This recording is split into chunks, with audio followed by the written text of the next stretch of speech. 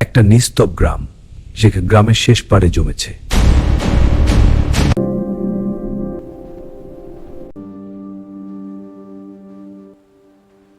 আসসালামু আলাইকুম।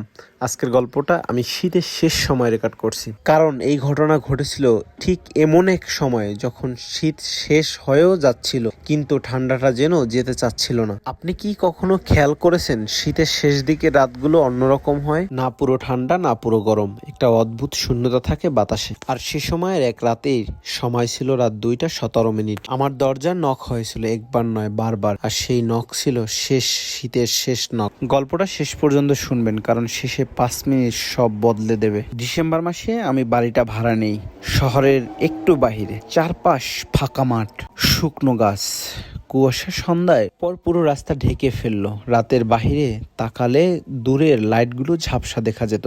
প্রথম রাতে অদ্ভুত একটা জিনিস খেয়াল করি, ঘরের ভেতরে অস্বাভাবিক ঠান্ডা। হিটার চলছে, জানালা বন্ধ, তবু মনে হচ্ছিল কারো বরফের হাত যেন ঘরের ভেতর দিয়ে হাঁটছে।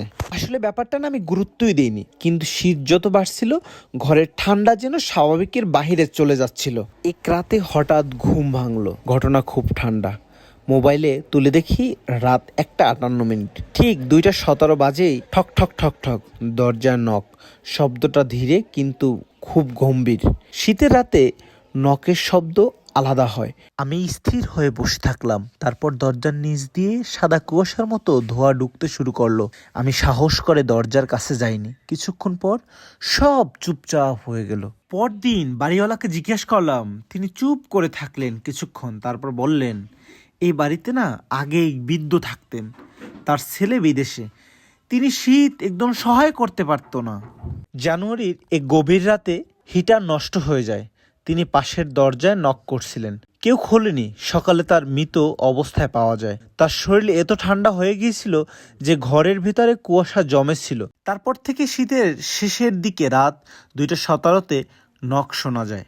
ফেব্রুয়ারির শুরু, বাহিরে তাপমাত্রা একটু বাড়ছে, কিন্তু আমার ঘর আরও ঠান্ডা।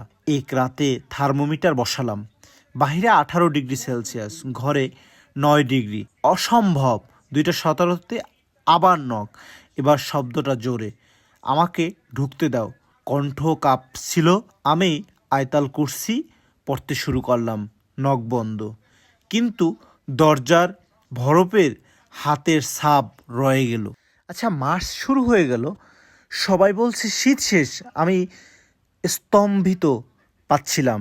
সেই রাতেই 2:17 নক, আবারও দরজায়, এইবার একটানা ঠক ঠক ঠক ঠক। তারপর আর শেষ রাত, বিদ্যুৎ চলে গেল, পুরো ঘর অন্ধকার। মোবাইলের আলো জ্বালালাম, দেখলাম ঘরের ভেতরে কুয়াশা, আর সেই কুয়াশার মধ্যে একটা অভয় দাঁড়িয়ে আছে। সে কে, তাকে আমি জিজ্ঞাসা করলাম। শীত গেলে আমি চলে যাই, কিন্তু কাউকে না নিয়ে যাই না।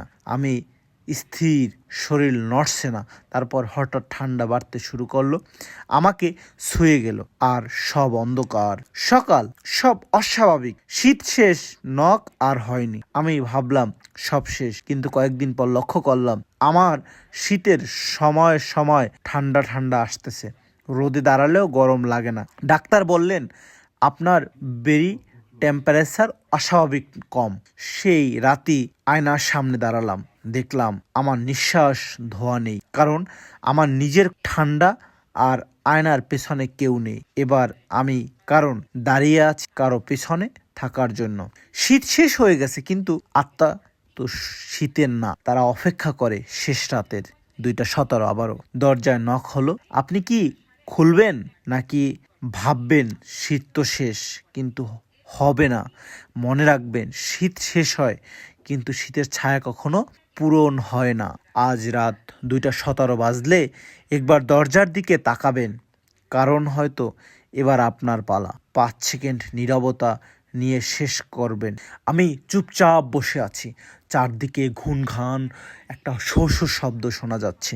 আমি ভয়ে কাঁপতেছিলাম, কি হতে যাচ্ছে আমার সাথে, কেন এমনটা হবে আমার সাথে।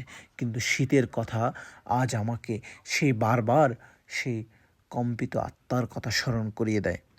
আমি পুরোপুরি ভয়ে কাঁপছিলাম। কাঁপতে কাঁপতে এমন একটা সময় চলে আসলো যে আমি অজ্ঞানের মতন হয়ে যাই। কিন্তু মৃদু একটা আবহাওয়া চলে আসে। বলতে বলতে মুয়াজ্জিন আজান দিয়ে দেয়, আসসালাতু খয়রুম মিনান নাওম। এর মাঝেই আমি আবার সেই দীক্ষিত কণ্ঠে তাকিয়ে দেখি পুরো পরিস্থিতি স্বাভাবিক হয়ে যাচ্ছে। এমন পর্ব আজকে এখানেই শেষ। আগামী পর্বে বিস্তারিত আরও আলোচনা করা হবে।